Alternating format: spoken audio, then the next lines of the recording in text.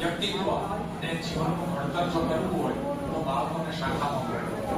મેં પ્રથમ વર્ષ 1977 માં કરેલું રાજકોટ કટોકટી પછી, એટલે અંદાજે 50 વર્ષનો સમયાયુષ્ય છે.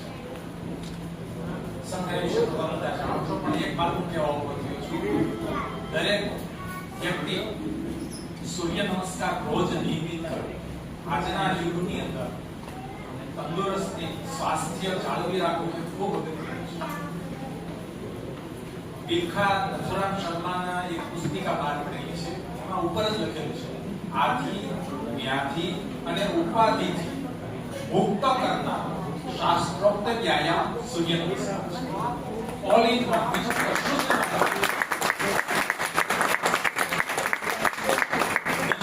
ન શક્ય હોય તો એના બીજ મંત્ર સાથે તમે રોજના 12 સૂર્ય નમસ્કાર કરો. યુવાનો હોય વધારે કરી શકે તો વધારે કરો. એક પુસ્તિકાની અંદર જો તમે મેળવી શકો તો વિદેશના વૈજ્ઞાનિકે ભારતમાં સૂર્ય નમસ્કારનો અભ્યાસ કર્યો અને અંગ્રેજીમાં જે સંશોધનનો લેખ લખ્યો એનું ગુજરાતી ભાષાંતર છે. તો આપણી એક માનસિકતા છે કે વિદેશના લોકો સ્વીકારે પછી આપણે સ્વીકારીએ.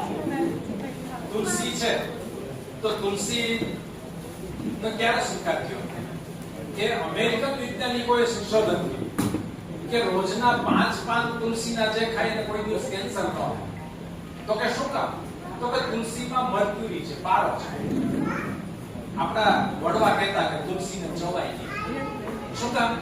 ચાવો અને જો મોઢું સાફ ન કરો તો દાંત કાળા પડી જાય મર્ક્યુરીના કારણે. વૈજ્ઞાનિક કારણ છે. પણ હવે વિદેશમાં સંશોધન થાય ત્યારે આપણે સ્વીકારીએ છીએ. એટલે શક્ય હોય તો તુલસીના 5 પાન રોજ ખાવાનું બધા ચાલુ કરી દે, સૂર્ય નમસ્કાર કરે. એમાં અત્યારે શિયાળામાં સૂર્યપ્રકાશનો લાભ લઈને સૂર્ય નમસ્કાર કરવામાં આવે તો ખૂબ ફાયદો થાય. અને સૂર્ય નમસ્કારનો જે છેલ્લો શ્લોક છે એમાં એમ કહે છે અકાલ મૃત્યુ હરણમ. રોજ સૂર્ય નમસ્કાર કરે એનો કોઈ દિવસ અકાલ મૃત્યુ નથી થતું. મહાદેવ ભક્ત જય હિન્દ.